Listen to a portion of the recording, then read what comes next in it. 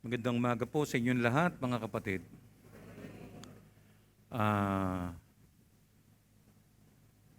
Napakainit na po ng panahon at talagang kailangan po tayo ay mag-ingat, uminom ng maraming tubig at huwag magpa-araw. No, ha? Bago tayo magsimula, atin munang anyayahan ng Panginoon at samahan tayo. Tayo po ay manalangin. Ama, narito po kami, Panginoon, ang iyong mga anak, mga tinubos sa kasalanan, pinatawad. Ito po yung church kung saan nagkakatipon-tipon, Panginoon, ang iyong mga anak sa inyong banal na presensya.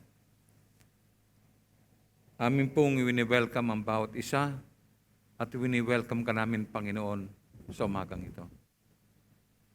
Ihayag mo ang iyong sarili sa amin upang mabatid namin ang iyong mga pamamaraan sa pamamagitan ng iyong mga salita, sa aming mga panalangin at sa kaunawaan sa iyong mga salita ngayon.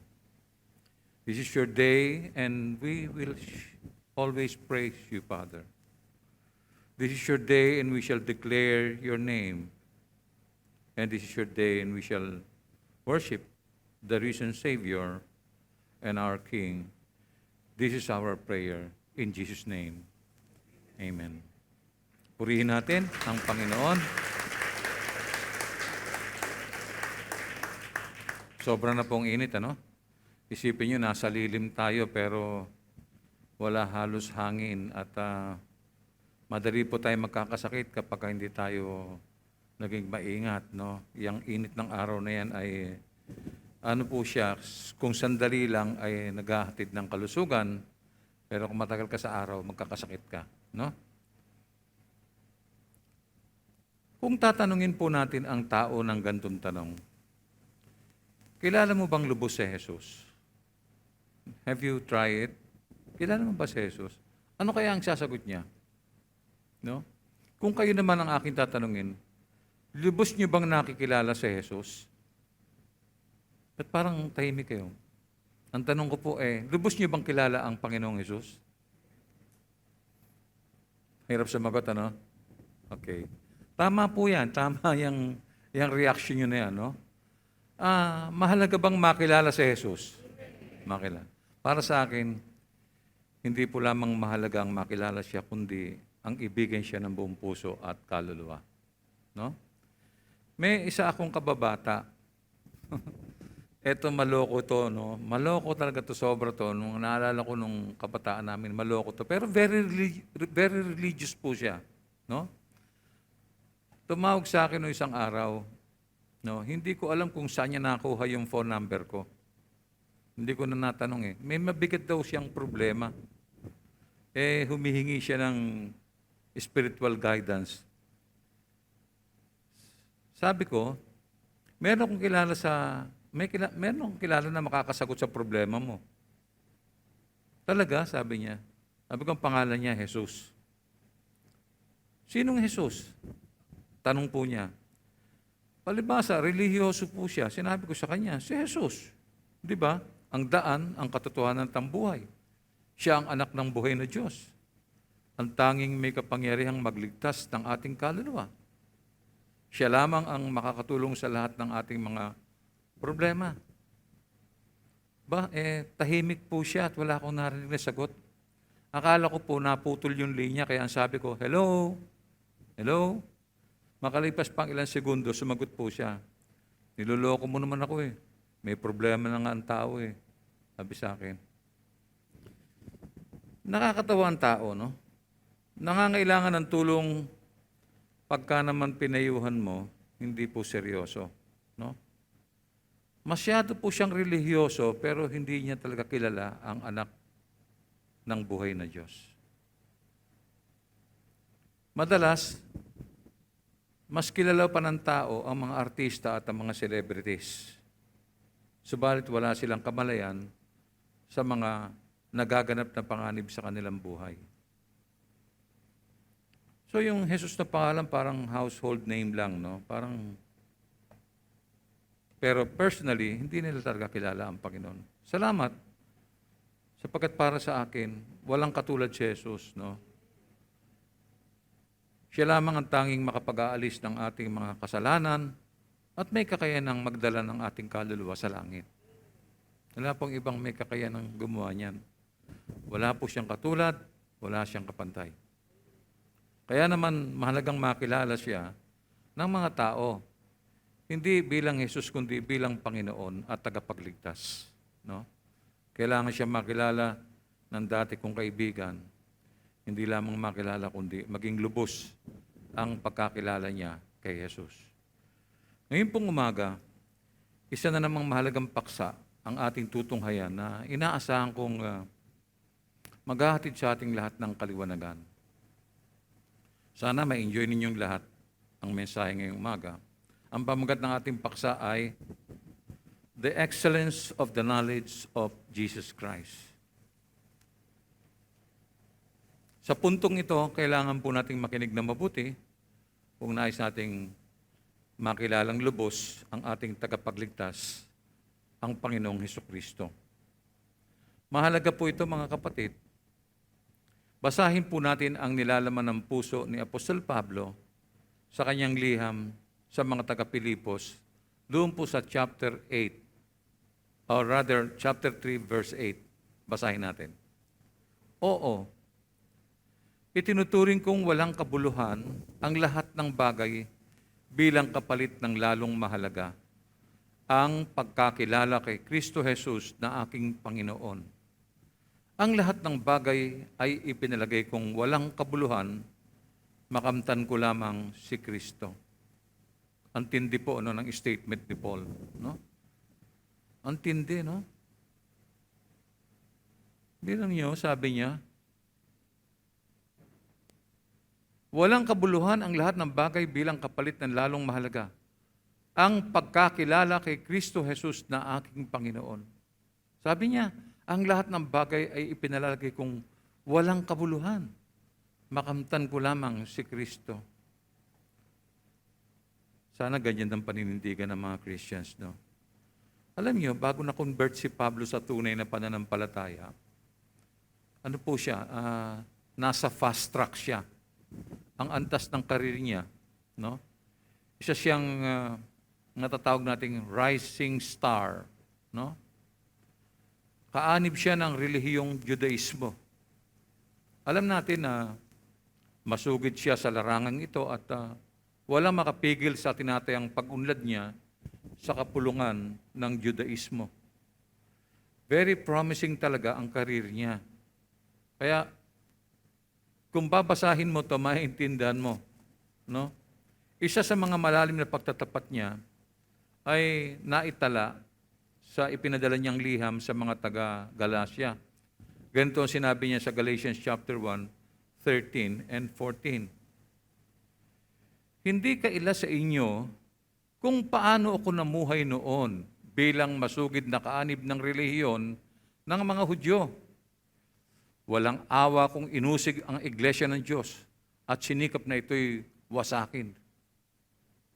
Verse 14, sa relihiyong iyon, ako'y naging masugid ng higit sa maraming Hudyong kasing edad ko dahil ako'y panatiko sa kaugalian ng aming mga ninuno.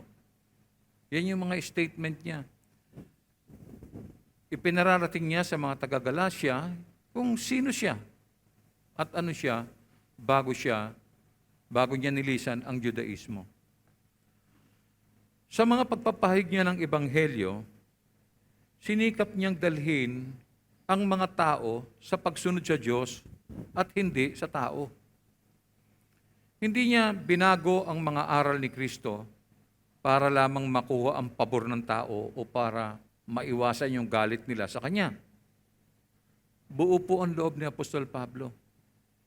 Hindi niya ikinukompromiso ang mahalagang aral na ito ng Ebanghelyo ni Kristo.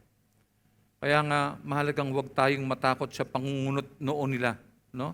O hanapin ang pabor sa pamamagitan ng paggamit ng mga magagandang salitang buhat sa karunungan ng tao. Hindi siya dinala sa Kristyanismo sa pamamagitan ng edukasyon lamang.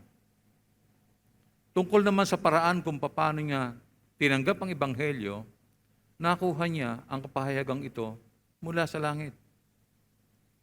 Hindi naman ibig sabihin ng apostol na naging huwaran siya sa pag-ibig at pagtupad sa dalisay na kautusan ng Diyos nang higit sa kanyang mga kababayan. Hindi po.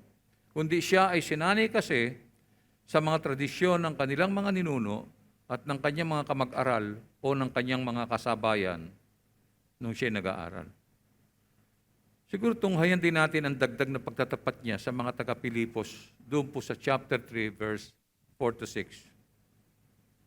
Ang totoo, ako'y may sapat na dahilan upang panghawakan ang mga panlabas na seremonya. Kung iniisip ni naman na siya ay may katwirang umasa sa ganitong gawain, lalo na ako. Tuloy natin ang basa sa verse 5. Ako'y tinuli ng 8 araw mula nang ako'y isilang. Ako'y isang tunay na Israelita, buhat sa angkan ni Benjamin at katutubong Hebreyo. Kung pagsunod naman sa kautusan ng pag-uusapan, ako'y isang Pariseo. Verse 6, dahil sa masugid kong pagsunod sa kautusan, inusid ko ang iglesia.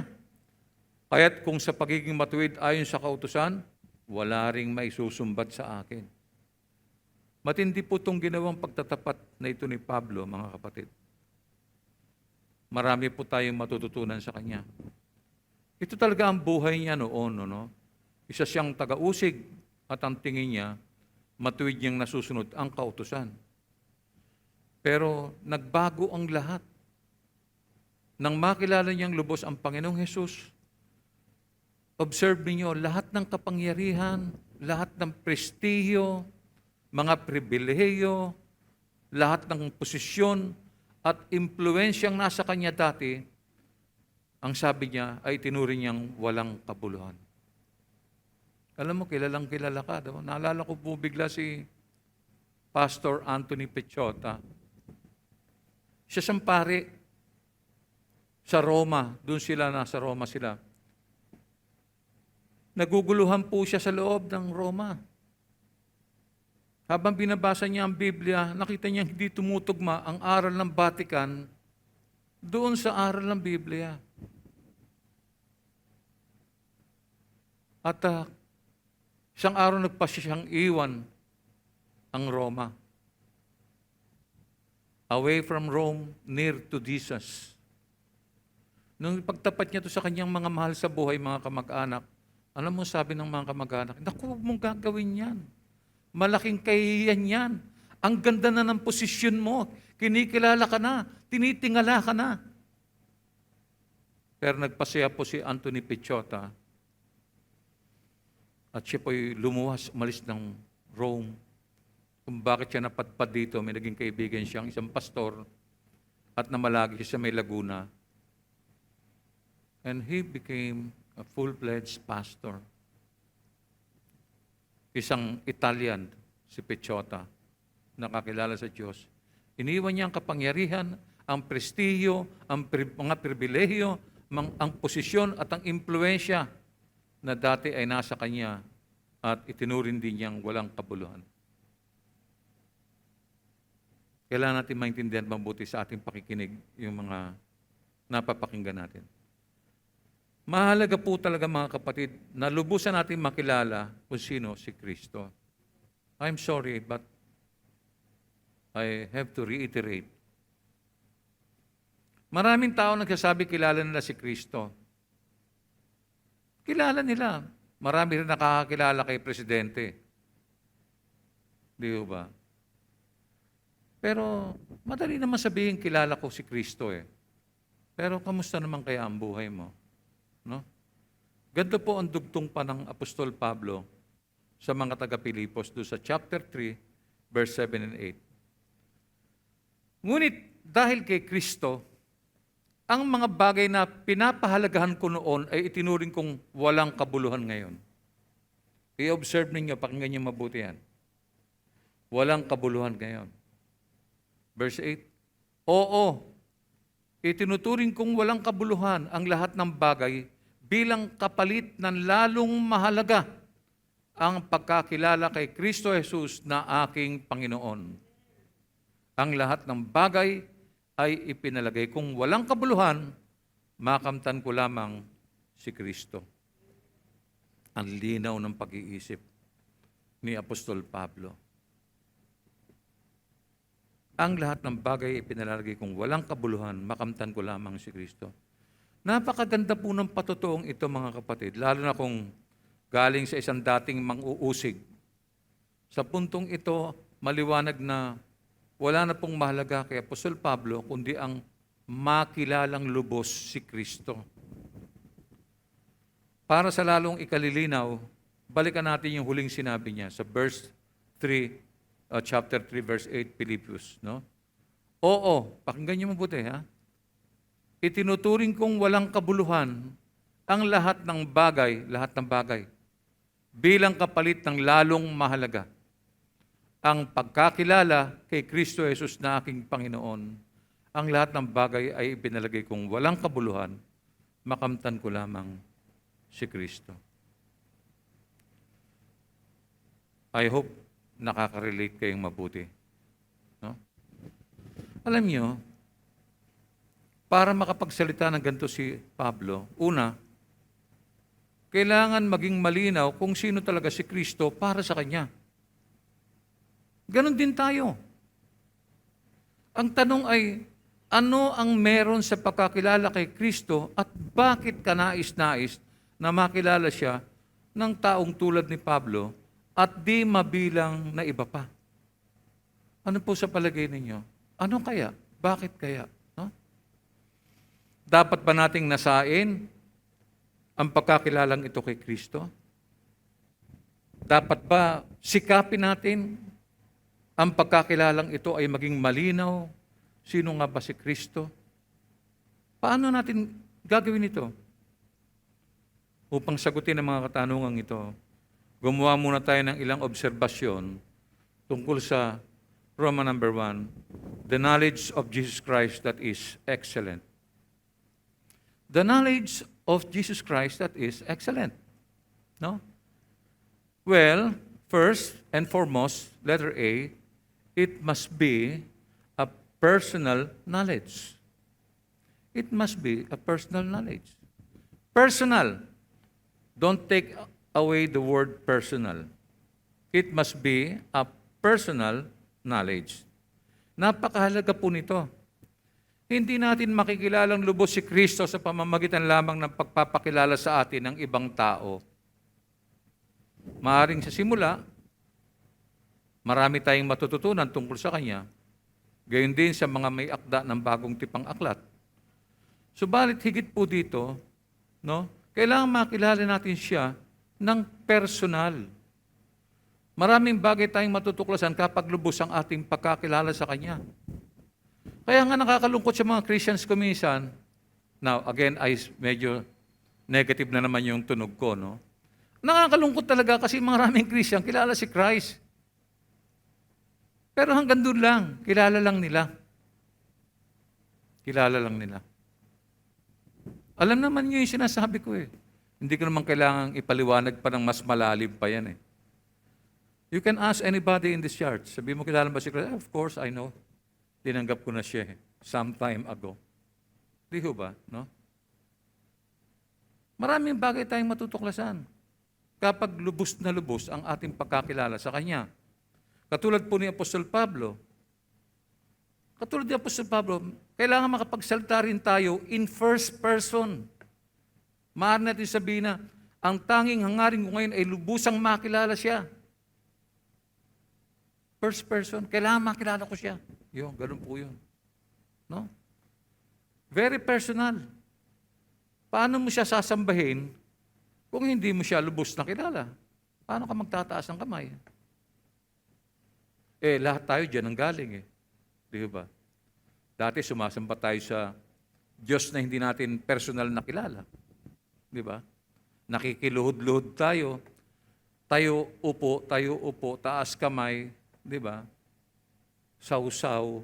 Di ba? Pero ang akala natin, kilala natin ang Diyos. Pero in reality, we don't know God. We don't know God. Nakatawid tayo Mula sa kasalanan patungo sa kapatawaran, patungo sa buhay na walang hanggan. And yet, many of us in the church doesn't know Christ personally. Mukhang negatibo, pero intindihin niyong mabuti sinasabi ko. Marami magsasabi, kilala ko si Kristo, kilala ko ang Panginoon, tinanggap ko na siya, etc., etc. Hindi ko nadudugtungan yun. Obserbahan na lang ninyo. No? Alam niyo, para kay Apostol Pablo, malinaw kung bakit siya nakapagpapahayag ng gayong mga statement. No? Basahin pa natin yung mga pahayag niya sa mga taga-Pilipos uli, sa chapter 3, verse 10. Ano sabi niya? Ang tanging hangarin ko ngayon ay lubusang makilala si Kristo. Ano pa? Maranasan ang kapangyarihan ng kanyang muling pagkabuhay, makibahagi sa kanyang mga paghihirap, at maging katulad niya sa kanyang kamatayan. Di ba matindi yan? Malinaw, di ba? Ang tanging hangarin ko ngayon ay lubusang makilala si Kristo. Nais kong maranasan ang kapangyarihan ng kanyang muling pagkabuhay. Ang hangarin ko ay ang makabahagi sa kanyang paghihirap, makatulad sa kanyang kamatayan. Kahanga-hanga po ang hangarin ng apostol na to. Sabi ko nga, very noble. No? Matinding commitment po ito, mga kapatid. Para mangyari sa atin to, kailangan natin ang dedikasyon.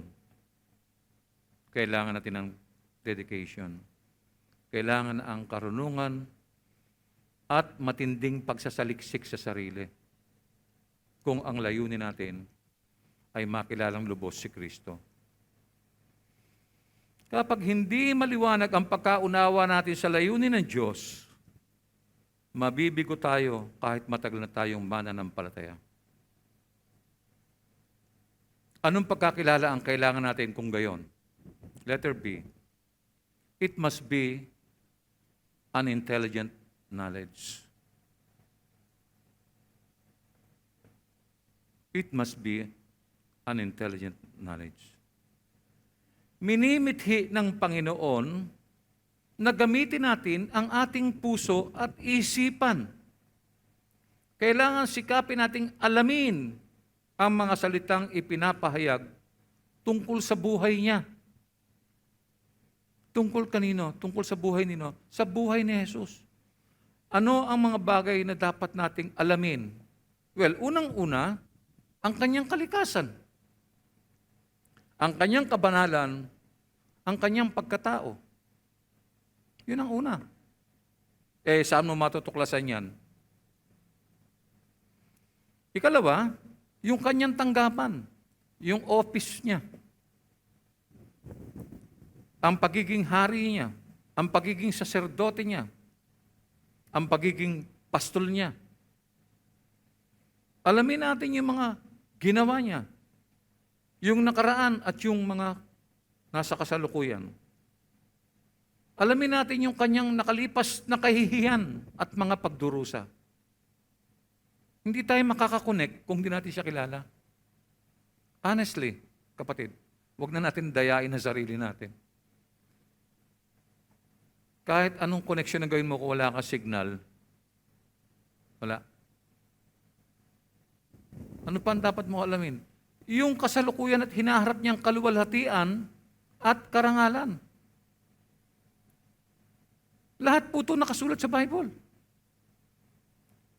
So you learn from reading. You learn from your utmost dedication. Wala pong overnight yan. You need to learn slowly but surely. Makikilala natin siyang lubos kung masinop tayo sa pag-aaral. Yung ginagawa ninyo tuwing Miyerkules dito, naglalaan kayo ng panahon para kayo ay makadalo sa gawain ng church, para makapakinig. No? Yun po ay paraan ng pag-aaral. Pagbabasa ng Biblia, regular na debosyon, mga panalangin, at patuloy na pagdalo sa mga gawain ng church. Subalit, letter C, it must be an affectionate knowledge.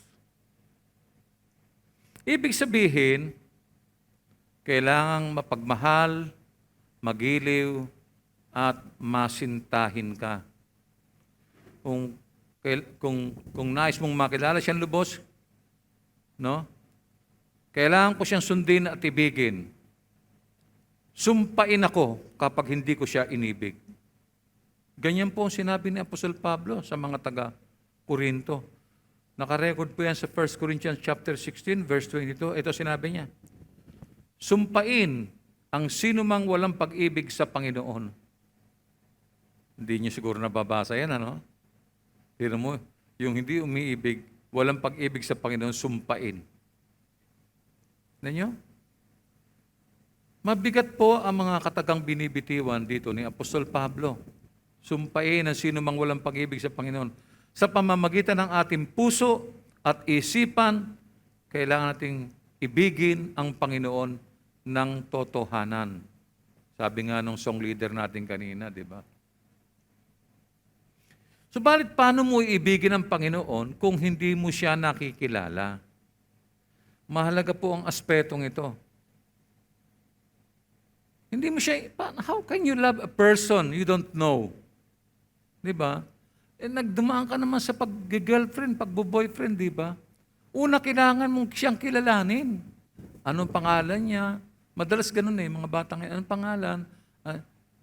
Cellphone number, di ba? No? Ganun po yun. Kailangan kilalanin mo muna. Paano mo sabihin, I love you? Di ba? Sa pamamagitan ng puso at isipan. No? Subalit, paano mo iibigin ng Panginoon kung hindi mo siya kilala? Mahalaga po ito. Basahin natin ang sinabi ng ating Panginoon sa aklat ng Mateo 22:37. Ibigin mo ang Panginoon mong Diyos ng buong puso, ng buong kaluluwa, at ng buong pag-iisip. Check mo. Checkin mo yan. Iniibig ko ba ang Panginoong Diyos ng buong puso? Check. Buong kaluluwa? Check. Buong pag-iisip? Check. Kompleto. Yan ang inutos ng ating Panginoong Hesukristo.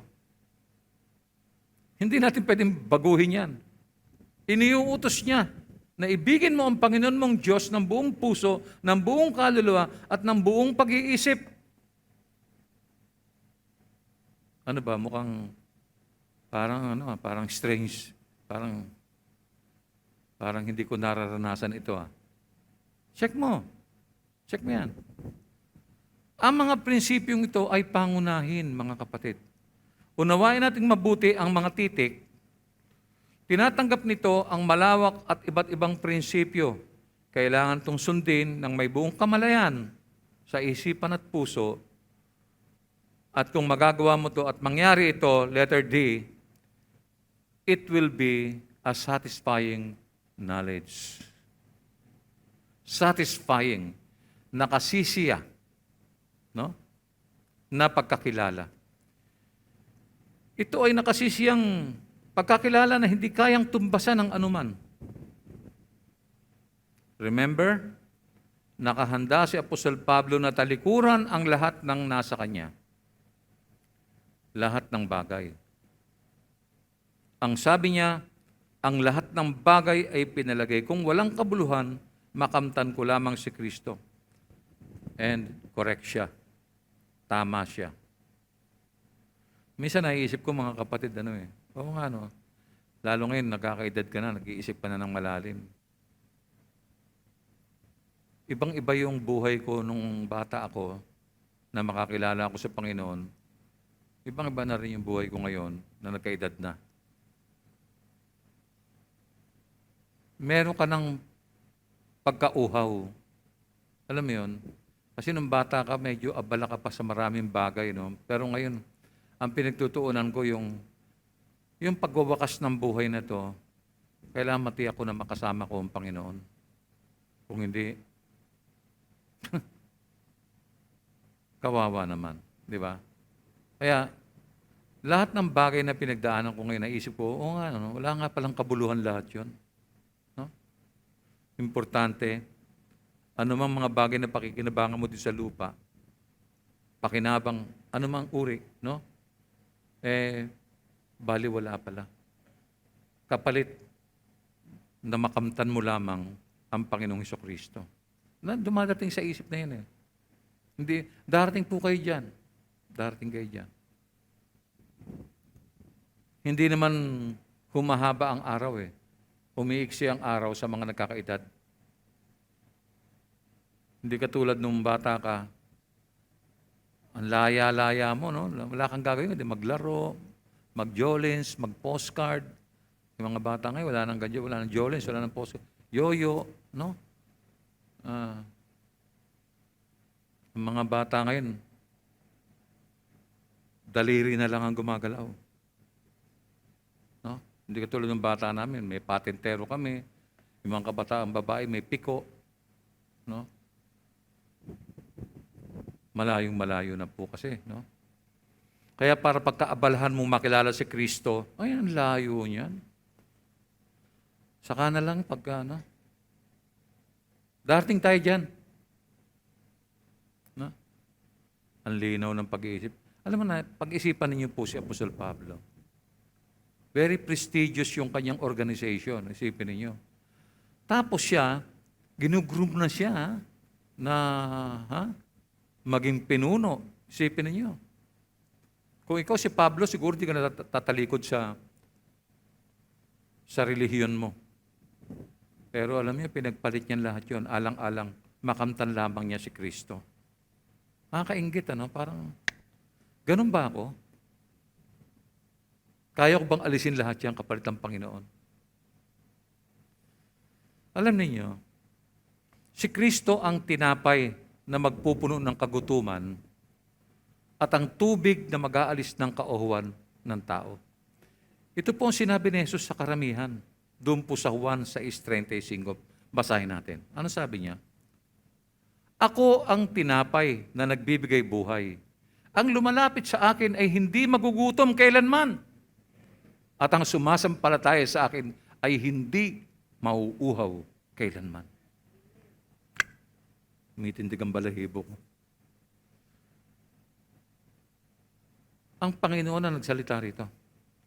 Napakaliwanag ng kapahayagang ito ng ating Panginoon. Ako ang tinapay na nagbibigay buhay. Ang wika niya, ang lumalapit sa akin o sino mang nananampalataya, hindi na magugutom, hindi na mauuhaw kailanman.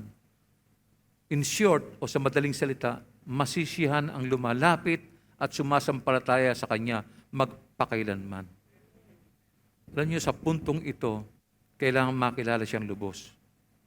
Kailangan makilala siyang lubos. Itong pinagmumula ng tinapay at ng tubig na ito, kailangan makilala ko to. Paano lalapit sa Kanya ang hindi nakakilala? Di ba? Normally, di ba? Pag hindi mo kilala yung tao, hindi ka naman lalapit. No? Maraming sinabi si Jesus na napakinggan ng mga taong naroroon, ngunit hindi nila ito lubos na nauunawaan, mga kapatid. Wala man lang nakaunawa sa sinabi niya. Sa mas malawak na salita, ganito yun. Ako ang tinapay na nagbibigay buhay, sabi niya. Tinapay na bumaba mula sa langit, kung saan bilang tagapamahala ng banal na pagpapala, aking ibinibigay ang aking sarili, ang aking banal na pagkatao. Katunayan sa ilang okasyon, sinabi ni Jesus sa Juan 8:12 ganito. Muling nagsalita si Jesus sa mga Pariseo, sinabi niya, ako ang ilaw ng sanlibutan. Ang sumusunod sa akin ay magkakaroon ng ilaw sa kanyang buhay at di nalalakad sa kadiliman. Sa isang okasyon din, sinabi niya sa 1 Gs 14-15, ang sabi niya, ako nga ang mabuting pastol, kung paanong kilala ako ng Ama at siya'y kilala ko, gayon din naman, kilala ko ang aking mga tupa at ako na may kilala nila. At iniaalay ko ang aking buhay para sa aking mga tupa. Ito po yung mga pangyayari na naganap na sa mga okasyong dumadaan ay nagsasalita ang ating Panginoon. Ano pa ang sinabi niya sa 1:11-25? Ang sabi niya, Ako ang nagbibigay buhay at muling pagkabuhay. Take note. Basahin niyo mabuti yan. Ang sino mang sumampalataya sa akin o sumasampalataya sa akin, kahit mamatay, ay muling mabubuhay.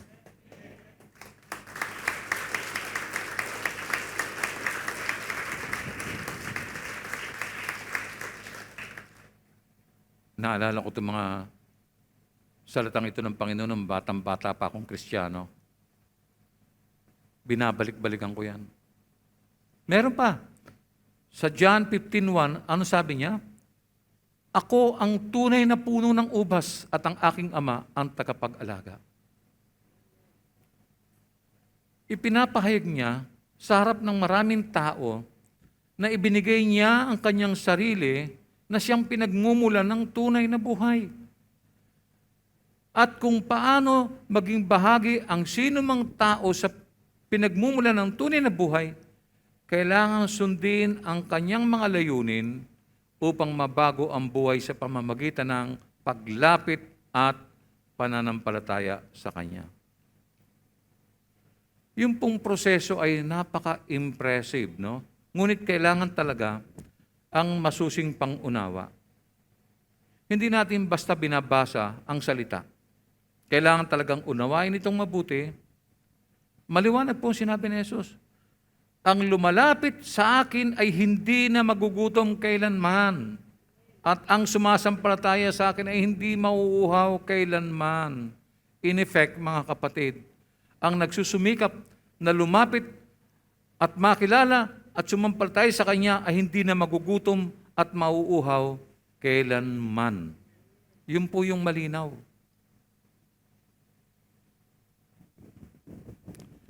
Ang pagkakatulad ng salitang lumapit at sumasampalataya ay meron pong magkatulad na kahulugan. Ang lumalapit sa Kanya at sumasampalataya sa katotohanan ng Kanyang salita ay masisiyahan lalo na sa pinakamatinding panahon ng pangangailangan, spiritual man o physical. Ang sabi po ni Jesus, hindi na muling magugutom o mauuhaw kailanman, kaya mahalaga ang tunay na pagkakilala kung sino si Kristo. Hindi kayang gapihin o ligligin ang kaluluwa ng sino mang nananalig at may tunay na pagkakilala kay Kristo. Well, anybody could just say, I know Christ. Nakilala ko siya noong 1990, Mga kapatid, i-qualify ninyo yung sinasabi niyong kilala niyo si Kristo. You need to qualify that and you need to quantify that. Maraming Christian, they knew Christ. They knew Christ. Alam nila yan. Pero, kilala talaga kaya nila?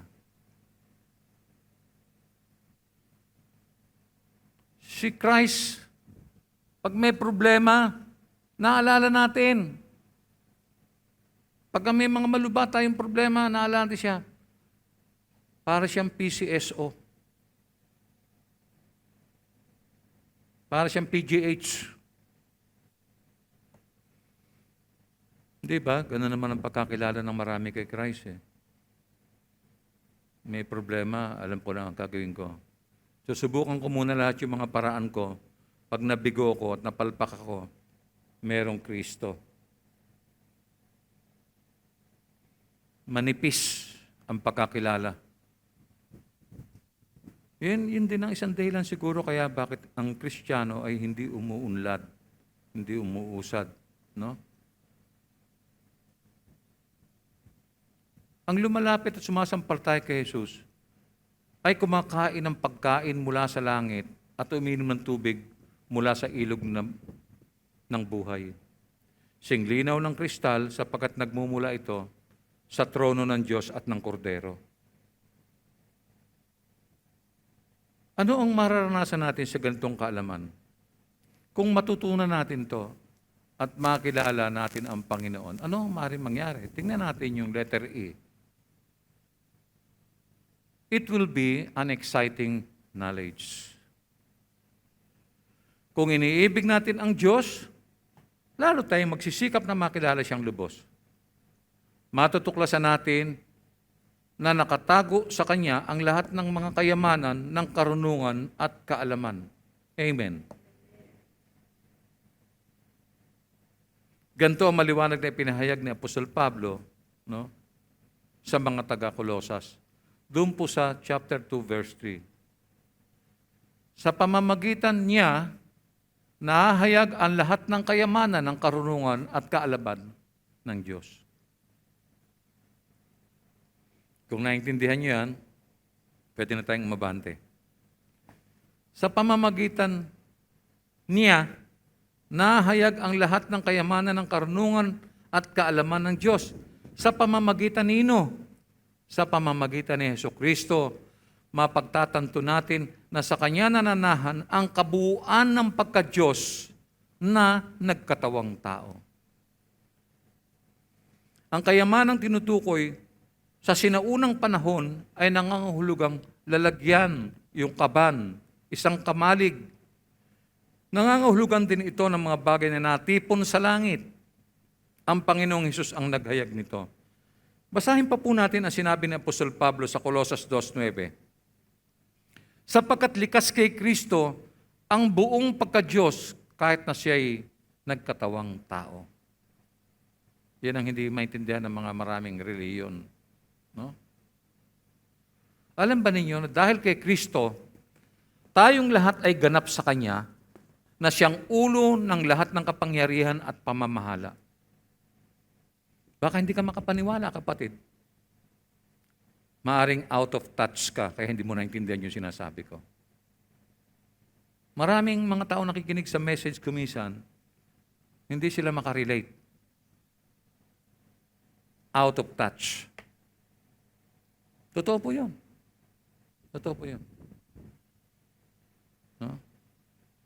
Kaya sabi ko kanina, tayong lahat ay ganap sa Kanya. Dahil siya ang ulo ng lahat ng kapangyarihan at pamamahala. Ganyan mismo po ang naging karanasan ni Apostol Pablo. Kaya sinabi niya sa Colosas 2:10 ang ganito. Kaya't kayo'y ganap na sa pamamagitan ng inyong pakikipag-isa sa Kanya, na siyang nakakasakop sa lahat ng kapangyarihan at pamamahala. Yung mga Christians dapat, hindi lang, ang kilala lang natin blessing eh. Liban doon, wala nang tayong alam. Alam natin pag may problema, takbo kay Lord. Pagpapalain ako, blessing, blessing upon blessing. Yun lang po ang alam natin. No? Pero hindi natin naiintindihan na ang Diyos na to ay may kapangyarihang mamahala ng buhay natin. Ang problema, paano kung out of touch ka? Paano kung wala kang signal? Paano yun? Di ba? Bilangin mo yung mga araw mo mula Lunes hanggang Biyernes na lang. Monday through Friday. Gaano kahabang oras ang pinagkalob mo sa iyong debosyon, sa iyong pagbabasa, sa iyong prayer? And be honest, be honest. Ilang oras ang tinaya mo sa buong Sanlinggo? Be honest. Saliksikin mo ang sarili mo. Now, you will realize you are out of touch. Kita mo? Naintindihan mo yung sinasabi ko? You're out of touch. Kaya, ang ginagawang pambayad utang ay aatin ka lang ng linggo. Di ba? Nang hinihingi ni Lord di umattend.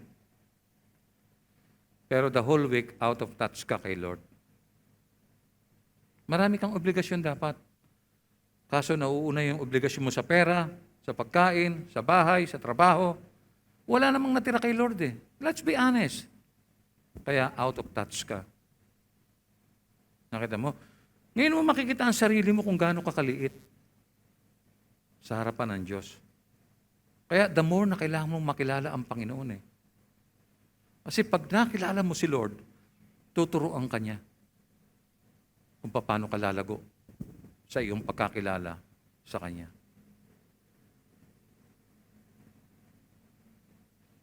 Yun po talaga. Hindi natin pwedeng takasan. That's reality. Tingnan nyo, kailan nagiging ganap ang isang tao kay Kristo? Kailan tayo nagiging ganap? Sinabi kanina sabi niya kanina, kayo'y ganap na sa pamamagitan ng inyong pakikipag-isa sa Kanya. Sa pamamagitan ng inyong pakikipag-isa sa Kanya. Pakikipag-isa. Nakita niyo? Na siyang nakakasakop ng lahat ng kapangyarihan at pamamahala. Paano ka makikipag-isa kung wala kang pagkakilala kay Kristo? You know Him by name only. You know Him. Si Christ, sino si Christ? Pinanganak sa Bethlehem, sa Sabsaban. Yun ang alam mo. Ang mga magulang niya ay sina Jose at si Maria. Alam mo pa pangyayari kung ba't sila tumakas. Alam mo ang pangyayari, paano siya?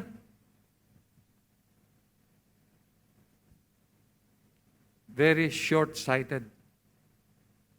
Hindi natin ganap na nakita kung ano talaga yung... Kasi para makilala natin siya, kailangan uriin natin mga kapatid. So paano makikipag-isa kung walang pagkakilala kay Kristo? Kung tayo ay sumusunod sa Kanya, kung susunod tayo sa Kanya, makikinig sa Kanya, ang palatuntunan niya lalakaran natin, ano po ang maaaring mangyari? Letter F. It will be a happy knowledge. Masaya po ito. Ang dami mo nang nalaman tungkol sa Kanya. Sapagkat na kay Kristo ang susi ng kagalakan sa kabila ng anumang pangyayari. No? Kaya nga may sinasabi si Pablo sa mga taga-Pilipos. Ito, alam niyo na to sa Pilipos 4:4. Ano sabi niya?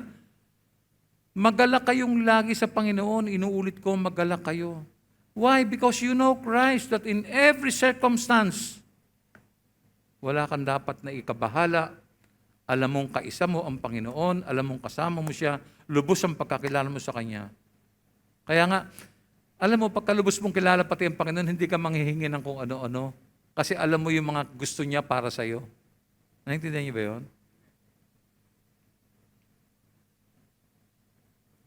Pag kilala mo na ang Panginoon, lubos ang pagkakilala mo sa Kanya, hindi ka hingi ng mga bagay-bagay.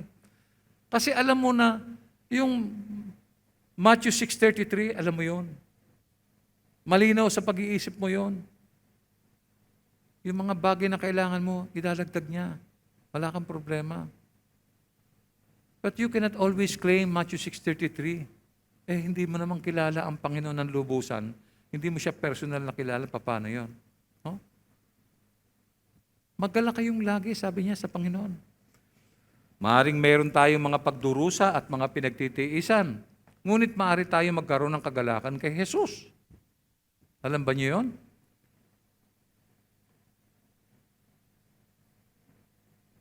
Naintindihan niyo po yung sinabi ko?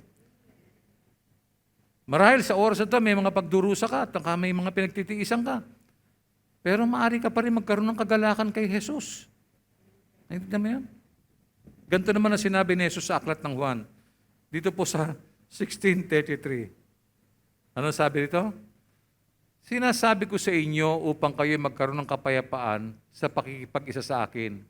Magdaranas kayo ng kapigatian sa mundong ito. Ngunit tibayan ninyo ang inyong loob. Napagtagumpayan ko na ang sanlibutan. So, there's nothing new. Sa mundong ito, wala na pong bago. Paulit-ulit lang po yan. Di ba? Kahapon umiyak ka, ngayon nakatawa ka, mamayang gabi, iyak ka na naman. Bukas, tatawa ka na naman, baliw. Nakita mo yun? Wala hong bago. Yun po yun. Ganun ang buhay ng tao. Pero isang bagay ang dapat mong intindihin na sinasabi niya. Sabi niya, magdaranas kayo ng kapigatian sa mundong ito, ngunit tibayin ninyo ang inyong loob. Bakit? Napagtagumpayan ko na ang sanlibutan.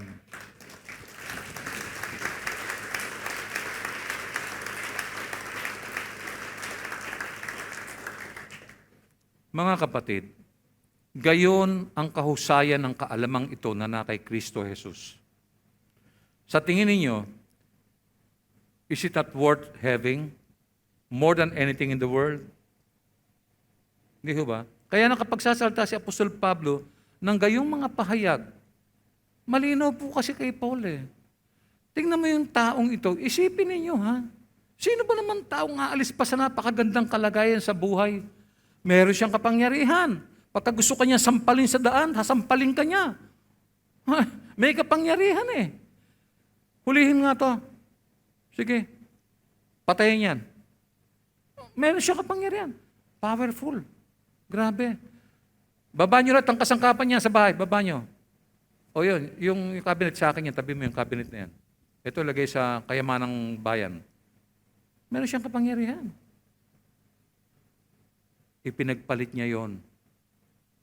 Magaling pumili si Pablo. Mas pinili niya ang malinaw na pagkakilala kay Kristo kaysa rin sa kapangyarihan niya. Ngayon. Basahin natin muli ang kanyang liham sa Filipos 3:8 para malinaw na malinaw. Ano sabi niya? Oo, itinuturing kong walang kabuluhan ang lahat ng bagay bilang kapalit ng lalong mahalaga. Ang pagkakilala kay Kristo Jesus na aking Panginoon. Ang lahat ng bagay ay ipinalagay kong walang kabuluhan. Makakamtan ko lamang si Kristo. Sana ako rin. Dapat ganun ang attitude natin dyan. Dapat ako rin. Ang tanong paano natin makakamtan ang pagkakilalang ito? Let's go to the Roman number 2. Growing in the knowledge of Jesus Christ. Kailangan tayong lumago sa ating pagkakilala kay Kristo Jesus. Paano? Letter A. The Word of God is essential. Alam ninyo, ang Biblia lamang ang tanging mapagkukunan natin ng tumpak na kaalaman tungkol kay Jesus, ang salita ng Diyos. Take note, ang mga pelikula, mga aklat, mga magazines, etc., ang mga isinulat na ito ng tao ay maaaring magbigay sa atin ng panandaliang aliw at kung minsan naman ay nakapagtuturo. Ngunit ang mga ito ay madalas na naglalaman lamang ng maling konsepto. Kahit ano pang ganda ng nobela na yan. Ang tanging inaasahan nating mapagkukunan ng mga salitang puno ng inspirasyon ay ang aklat na kung tawagin ay Biblia. Ang tindi ng Biblia. Kaya in Biblia, dapat bawat Christian may Biblia. Dapat binabasa mo. Teka nga, parang di ba, pag may hinahanap kang word, ano ba sa Tagalog yung forbidden? Saan ka tapunta? English-Tagalog Dictionary. Ayun. Gusto mo makilala si Jesus? Punta ka sa Bible. Hanapin mo. And the more you know about Christ, tumataas ang pananalig mo, tumataas ang, nagugulat ka, eto pala siya. Grabe. Galing langit, bumaba sa lupa. Ma-amaze ka. Oo. Hindi niya ginawang kapantay niya ang Diyos. Wow. Nakapagpagaling siya ng mga may sakit, yung bulag, yung pilay, pipi, bingi, ketungin. Wow. Amazing. This guy is terrible. Buksan mo yung Bible. Tingnan mo, ando dun lahat yan. At kung babasahin mo yung aklat ni Paul, lalong maglilinaw kasi first-hand experience yung mababasa mo mula kay Paul. Yung tinatalakay ninyo every Wednesday dito, kung makikinig kayo mabuti, makikilala niyo lubos kung sino ang ating Panginoong Jesucristo. Madali lang kasi sabihin kilala ko naman Pastor, tinanggap ko na nga yan kilala ko Madali pong sabihin yun. Huwag na tayong magpaandaran. Gawin mo yung tungkulin mo. Alamin mo, tuklasin mo, pag-aralan mo mabuti, saliksikin mo. Hindi pwedeng alam mo na. Kasi yung buhay mo malayo sa buhay na. Yung mga simpleng inutos niya, hindi mo nagagawa. Bakit? Diba? Ang tanging maaasahan natin mapagkukunan ng mga salitang puno ng inspirasyon ay ang aklat ng Biblia. Yun po yun. Kaya kailangan natin basahin ito araw-araw. Hindi tamang limitahan ang paghahanap ng kaalaman tungkol kay Jesus mula sa 4 na ebanghelyo. Tignan nyo, ang lumang tipang aklat ay naglalaman ng messianic prophecies na naghahayag ng maraming bagay tungkol sa kalikasan ni Kristo. Ito yung kalikasan niya noon. Sa lumang tipan, binabanggit na po yan. Halimbawa, matutuklasan natin mula sa aklat ng Isaiah ang ganito. Basahin natin Isaiah chapter 9, verse 6 and 7. Ito matutuklasan mo. Sapagkat isinilang ang isang sanggol na lalaki para sa atin. Para kanino? Para sa atin. Isinilang isang sanggol na lalaki para sa atin. Ibibigay sa kanya ang pamamahala at siya ay tatawaging kahangahangang tagapayo, makapangyarihang Diyos, walang hanggang Ama, prinsipe ng kapayapaan. Verse 7. Magiging malawak ang kanyang kapangyarihan at walang katapusang kapayapaan ang ipagkakaloob sa trono ni David at sa kanyang kaharian. Itatatag niya ito at pamamahalaan na may katarungan at katwiran mula ngayon at magpakailanman. Isasagawa ito ni Yahweh na makapangyarihan sa lahat. Basahin mo yan. Ito po ay messianic prophecy. Ito pa ang isa sa mga messianic prophecy mula naman kay Micah sa chapter 5 verse 2. Ano sabi? Sinabi ni Yahweh, ngunit ikaw Bethlehem Ephrata, bagamat pinakamalit ka sa mga angkan ng Juda, ay magmumula sa iyong angkan ang isang mamumuno sa Israel. Ang kanyang pinagmulan ay buhat pa noong unang panahon pa. Tinutukoy dito ang ating Panginoong Jesucristo. Ang mga aklat na ito ang magbubunyag ng maraming bagay tungkol sa ginawa ng ating Panginoon sa nakaraan at kasalukuyan bilang hari at punong saserdote. Meron pa. Basahin natin yung mga katangiang ito. Hebreo 2:17 hanggang 18. Kaya't kinakailangan matulad siya sa kanyang mga kapatid sa lahat ng paraan. Sa gayon, siya ay naging isang pinakapunong saserdote, mahabagin at tapat na naglilingkod sa Diyos at nag-aalay ng handog para mapatawad ang mga kasalanan ng tao. Kita niyo yan? Ano pa? Verse 8. At ngayoy, matutulungan niya ang mga tinutukso sapagkat siya man ay nakaranas ng pagtukso at paghihirap pertaining to Christ. Kita nyo? Natuklasan mo, ay, siya pala, ganun pala rin, ano. Talagang taon-tao pala, no. Pero hindi siya bumigay. Ayun, natuklasan mo ngayon. So, napagtagumpayan niya yun, pwede mo rin pagtagumpayan. Yan ang napupulot mo sa pagbabasa. Hebreo 4:14 hanggang 16, ano pa? Kaya nga, magpakatatag tayo sa ating pananampalataya dahil mayroon tayong dakilang pinakapunong saserdote na pumasok na sa kalangitan. Doon mismo sa harap ng Diyos, siya ay walang iba kundi si Jesus, ang anak ng Diyos. Ang ating pinakapunong saserdote, ito ay nakakaunawa sa ating mga kahinaan sapagkat tulad natin, tinukso siya sa lahat ng paraan, subalit kailan may hindi siya nagkasala. Kaya't huwag tayong mag-atubiling lumapit sa trono ng mahabaging Diyos upang makamta natin ang habag at kalinga sa panahon ng ating pangangailangan. Mga kapatid, marami po yan. Ang Biblia, nakita naman nyo, mula Genesis hanggang Pahayag. Ang pinakapuso niya, ang pinakasentro niya, walang iba kundi si Jesus, ang Kristo, ang tagapagligtas. Ito naman ang sinasabi ni Pedro sa unang Pedro 3:22. Sabi niya, na umakyat sa langit at ngayon nasa kanan ng Diyos, naghahari siya roon sa mga anghel at sa mga kapangyarihan sa langit. Paano mo malalaman niya kung hindi mo binabasa? Paano mo makikilala si Jesus kung hindi ka nagbabasa? Ang wika ni Pedro, ayan o, umakyat na sa langit ngayon nasa kanan ng Diyos, naghahari siya roon sa mga anghel at sa mga kapangyarihan ng langit. You don't read, you know nothing. Nakita niyo po yun? Mahalaga yung pagbabasa. Gusto mo makilala ang Panginoon, magbasa ka. Mag-aaral ka. Meron pa, Pahayag chapter 1, verse 5 and 6. At mula kay Jesucristo, ang tapat na saksi, ang panganay na anak, ang unang binuhay mula sa mga patay, at pinuno ng mga hari sa lupa. Inibig niya tayo, at sa pamamagitan ng kanyang dugo, ay pinalaya niya tayo sa ating mga kasalanan. Amen? Pinalaya niya tayo sa ating mga kasalanan.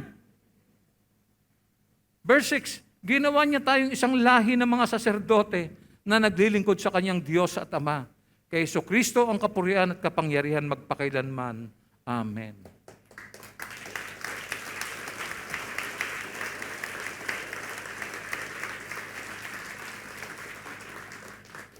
Kaya kung seryoso tayo at nais natin makilala ng lubos si Kristo, kailangan natin i-commit ang ating sarili sa pag-aaral sa salita ng Diyos. Walang ibang paraan, kapatid. Walang shortcut. Punta tayo sa letter B. But so is obedience. Sabi kasi rito, growing in the knowledge of Christ, the Word of God is essential, but so is obedience. Hindi lamang po mahalaga na tayo ay ang salita ng Diyos ay mahalaga. Hindi lamang yun, kundi yung pong pagsunod. Ito po, dito tayo nagkakaroon ng problem. Heavy traffic tayo rito. Dito sa may obedience. Hindi po sapat ang head knowledge kung ang pag-uusapan ay tungkol kay Jesucristo. Sapagkat dumarating lamang ang tunay na pagkakilala kay Jesus kung sinusunod natin ang kanyang mga utos. Balikan natin, ano ba to? Unang Juan 2:1 hanggang 6. Mga anak, isinusulat ko ito sa inyo upang huwag kayong magkasala. Ngunit kung magkasala ang sinuman, may tagapagtanggol tayo sa Ama, si Jesucristo na isang matuwid. Si Kristo ang handog sa ikapagpapatawad ng mga kasalanan. Hindi lamang ang ating mga kasalanan, kundi maging ang kasalanan ng lahat ng tao. Nakakatiyak tayong nakikilala natin ang Diyos kung sinusunod natin ang kanyang mga utos. Ang nagsasabing nakikilala ko siya, ngunit hindi naman sumusunod sa kanyang mga utos ay sinungaling at wala sa kanya ang katotohanan. Ngunit, ang tumutupad sa salita ng Diyos ay umiibig ng wagas sa Diyos. Sa ganito, nalalaman natin na tayo talagang nasa Kanya. Sino mang nagsasabing nananatili siya sa Diyos ay dapat mamuhay tulad ng pamumuhay ni Jesucristo. Again, no ifs, no buts, no shortcuts. Kailangan nating sumunod, especially kung nais nating paunlarin ang mga katangian ng karakter na nasa Kanya, na siya namang layunin ng Kanyang kautusan. Alam niyo, nakita po ni Apostol Pablo ang mga, or rather ni Apostol Pedro, ang mga katangian ito. Kaya ganito ang sinabi niya. Tunghayan po natin sa 2 Peter chapter 1, verse 5-8. Dahil dito, ang sabi niya, sikapin ninyong idagdag sa inyong pananampalataya ang kabutihan. Sa inyong kabutihan ang kaalaman. Last week binasa ito. Sa inyong kaalaman, ang pagpipigil sa sarili. Sa inyong pagpipigil sa sarili, ang katatagan. Sa inyong katatagan, ang pagiging makadiyos. Sa inyong pagiging makadiyos, ang pagmamalasakit sa kapatid at sa inyong pagmamalasakit, ang pag-ibig. Ang mga katangiang iyan, ang kailangan ninyong taglayin at pagyamanin upang ang inyong pagkakilala sa Panginoong Jesucristo ay huwag mawala ng kabuluhan at kapakinabangan. Nakita niyo po yan? May mga palalakasin tayo sa buhay natin, no? Ngayon nyo maiisip, no? Pag dumuntong na kayo ng may edad na kayo, maiisip nyo, no? Tagal ko na kay Lord, na. Tanong mo sarili mo, kilala ko na ba siya? Masisa oras ito, pwede mong tanongin. Pag uwi mo, pwede mong tanongin, kilala ko na ba si Lord? Marahil sinasabi mo lang, pero sa totoo, baka hindi mo talaga kilala, Panginoon. Sabi nga rito, kapag ang mga katangiang ito ng Panginoon ay napasa atin at sumagana, no? Masasabi natin na hindi tayo baog o walang bunga sa pagkakilala sa ating Panginoong Jesucristo. Ito ang tunay na kahulugan ng lumalago sa kagandahang loob at sa pagkakilala sa ating Panginoon at tagapagligtas na si Jesucristo. Yan po yun. Ganyan rin po ang maliwanag na sinabi ni Apostol Pedro sa 2 Pedro sa 3:18. Ano sabi niya? Magpatuloy kayong lumago sa kagandahang loob at sa pagkakilala sa ating Panginoon at tagapagligtas na si Jesucristo. Sa Kanya ang kaluwalhatian ngayon at magpakailanman. Sabi niya, Amen. Anong sinasabi? Lumago sa kagandahang loob sa pagkakilala. Nakita niyo? Kanina pa natin binabasa yung pagkakilala. Pagkakilala, pagkakilala, pagkakilala. pagkakilala sa ating Panginoon at tagapagligtas na si Jesucristo. Ito honestly, no? Ilang taon ka na, Kristiyano? 10 years? 12 years? 15 years? Ilang taon na? Honestly, sa tingin mo, malalim na ba ang pagkakilala mo sa Panginoon? O katulad din nung unang araw na dumating ka sa church, ganun lang ang pagkakilala mo, na siya ay matulungin, mahabagin, etc., etc. Walang personal touch sa buhay mo. Paano ka manghingi ng mga bagay sa Diyos? Nakalista 1 to 10. Hindi ba? Kung manghihingi ka sa Diyos, alam mo naman yung ibibigay niya. Alam mo naman yung hindi niya hihingin. Ba't mo pa hihingin yung hindi niya ibibigay? Hindi mo talaga kilala ang Diyos. Kasi humihingi ka ng mga bagay na hindi ibibigay ng Diyos eh. Hindi talaga niya ibibigay yun. Kita mo? Hindi mo talaga kilala. Sapagkat kung may pagkakilala ka sa Diyos, alam mo yung mga bagay na ibibigay niya sa'yo. Alam mo yun. No? Kailangan natin lumago, no? Sa kagandahang loob at pagkakilala sa ating Panginoon. Kilala mo na ba siya ng lubusan, kapatid? I'm sure hindi pa. Ano ang pagkakilala mo sa Kanya? No? Naunawaan mo na ba ang sinabi ni Apostol Pablo kung bakit niya nasabi ang ganito? Ano sabi niya?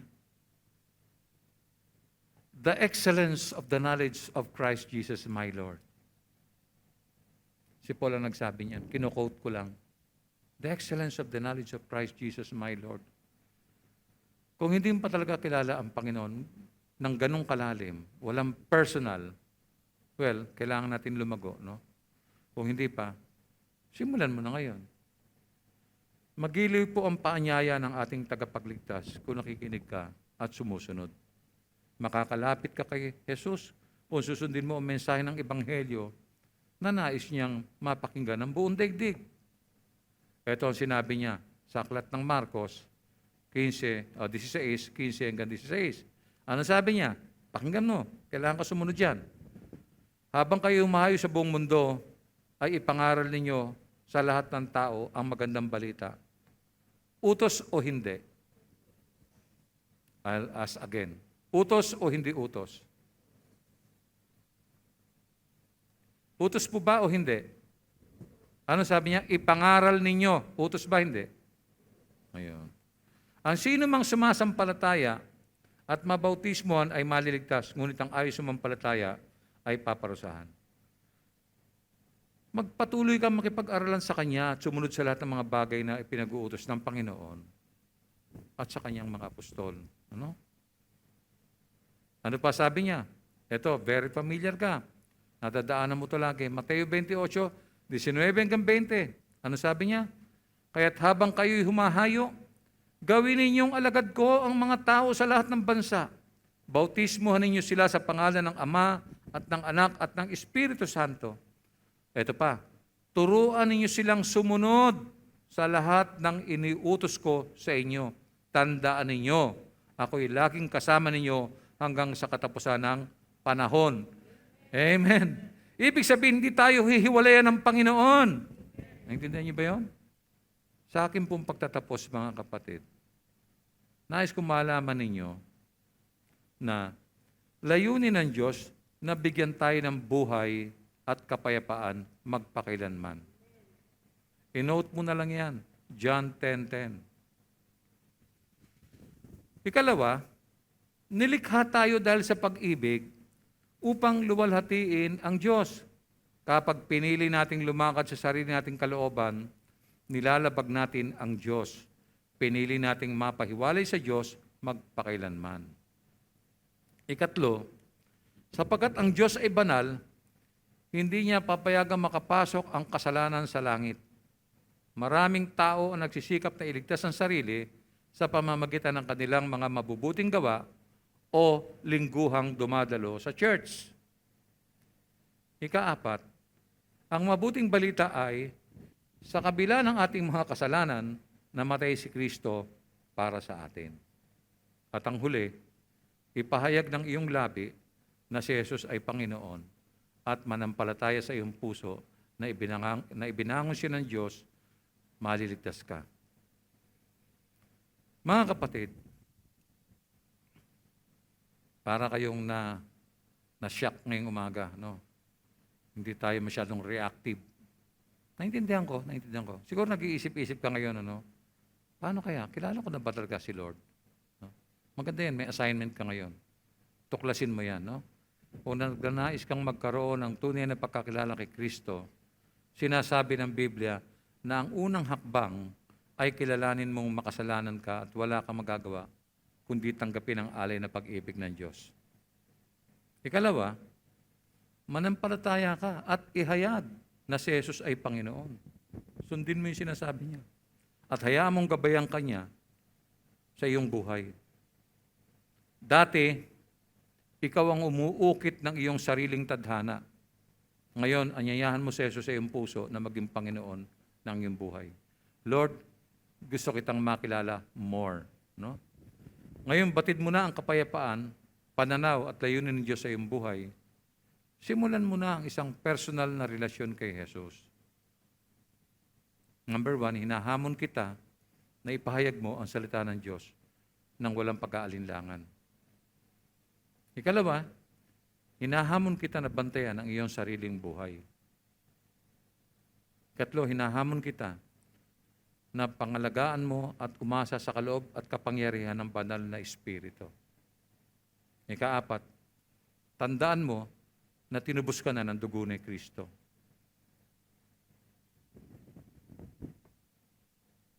Walang ibang paraan, no shortcut. You need to know Christ personally. Mga kapatid, paulit-ulit ko sinasabi sa inyo na ako po'y tumanda na. Nakita ko yung pangangailangan ng lalong magandang personal na relasyon sa Diyos. Kung noon, lalong higit ngayon. Kung kayo, mga bata pa, sikapin nyo, umpisahan nyo na ngayon pa lamang. Sikapin mong ninyong makilalang lubos ang ating Panginoon. Marami kayong dapat malaman tungkol sa Kanya. Tumayo po tayong lahat at tayo po ay manalangin.